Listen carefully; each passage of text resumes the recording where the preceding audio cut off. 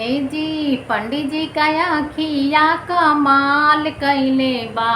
हे जी पंडित जी का अखिया कमाल कैले बा। ई त अंगना में लाइट के काम कैले बा। ई त अंगना में लाइट के काम कैले बा।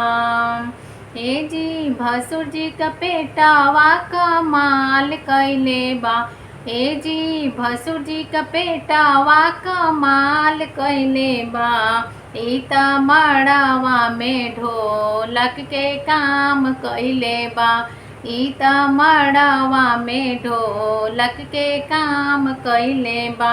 हे जी अगुआ क मोछिया कमाल कैले बा।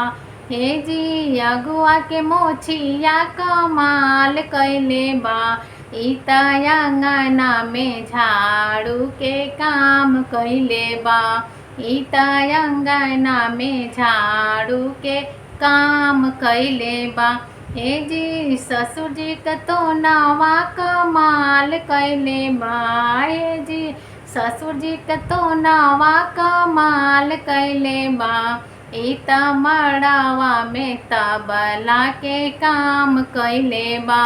ई त मड़वा में तबला के काम कैले बा।